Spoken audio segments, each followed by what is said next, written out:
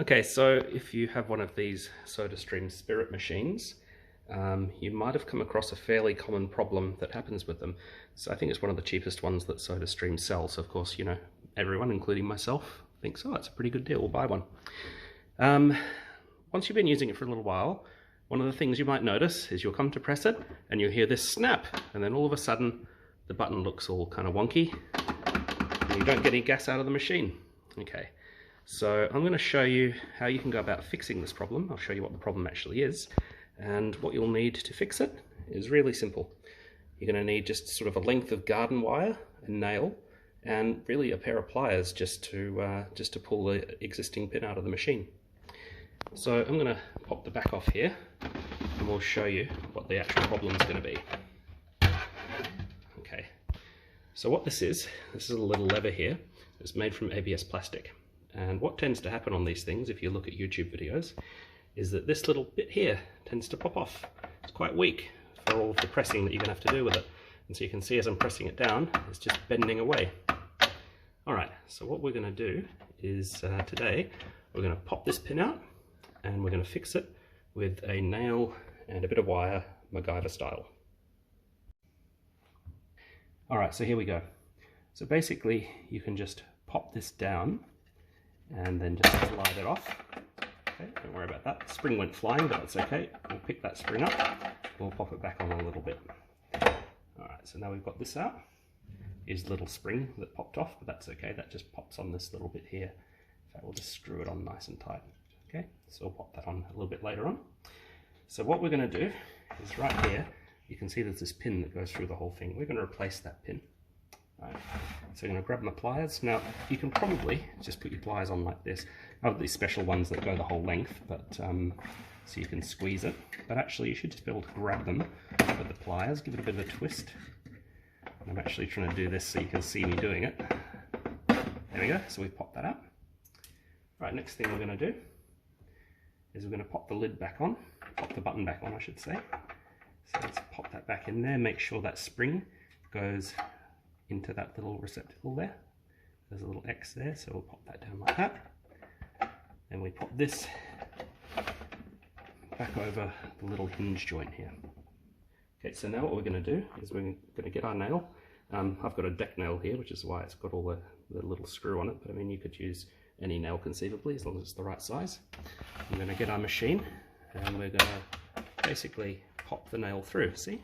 So we're going to pop it through the hole so that it comes out both sides. Right.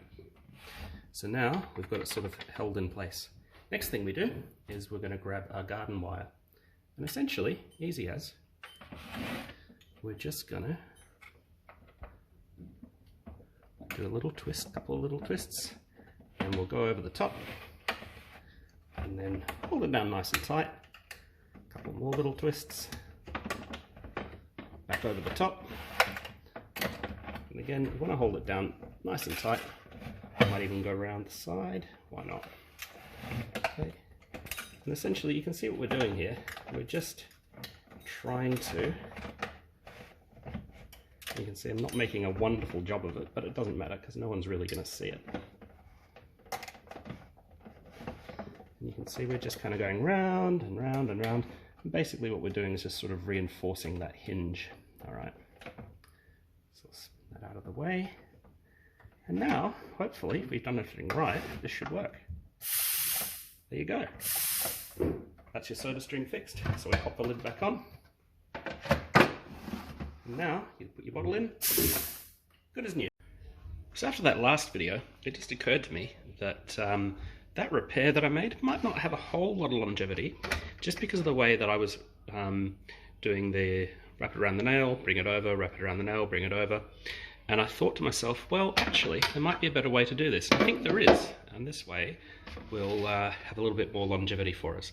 So what we've done is basically what I showed you in the original video, where we went over and over and over, except what we've done instead is we've gone round and round and round, and then passed it over the top, and then through, and then round and round and round and round, then over the top, around, through, round and round and round and round, and again you just repeat that until you've got a good amount of wire on there.